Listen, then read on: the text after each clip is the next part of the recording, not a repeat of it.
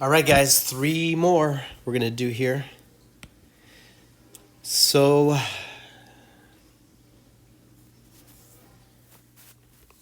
we want the average velocity. So there's 2 ways you can look at this. So let's do it the first instinct. You should know the formula to find the average of anything.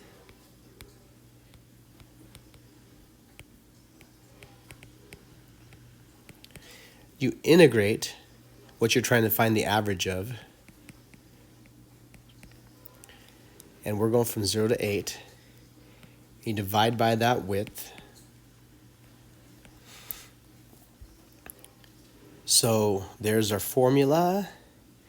And magically, that appears right there. So that's just using the formula for the average of any function. You integrate it and divide by the width. Let's move on.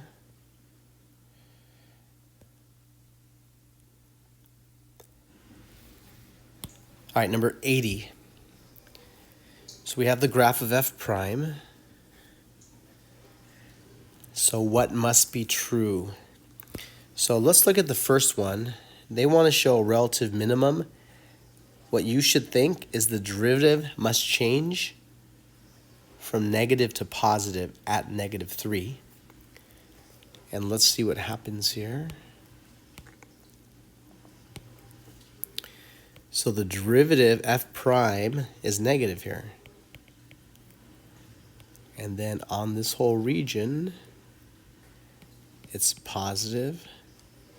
And on this region, f prime is negative. So at -3, the derivative changed from negative to positive. Therefore, we have a true statement. Cha-ching. There is a relative minimum at -3. So a point of inflection. What must be true to show a point of inflection?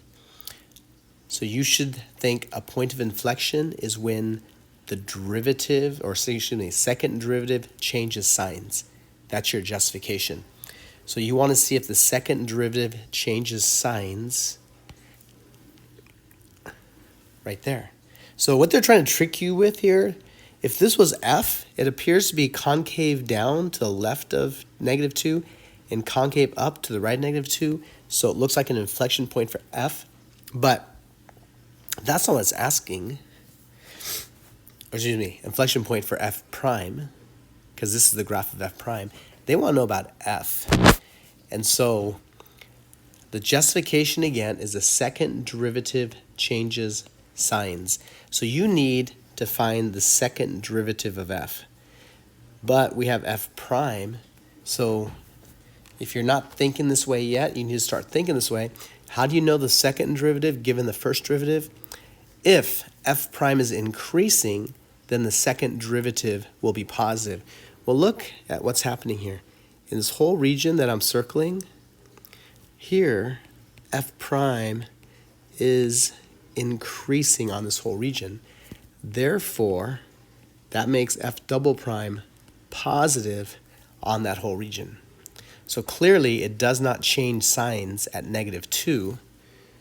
Therefore, we do not have a point of inflection at -2.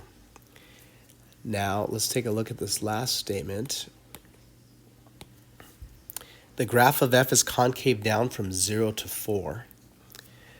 All right, so what do we know from 0 to 4? Let me circle that here. From 0 to 4, we can see that f prime is decreasing. And if f prime is decreasing, that makes its derivative negative. F double prime is now negative. And if f prime and double prime is negative, therefore we know that f is concave down. And that's what we were looking for. We want f to be concave down, so clearly the answer is 1 and 3. All right, that's 2 down, I believe. 1 more to go. All right, number 81. Let me get a black pen here. I'll do blue. So this is the rate here that water's pumped into the tank. So that's the rate that water's going in. Now we know the tank contained 800 gallons of water when the pump was turned on. So that's at t equals 0.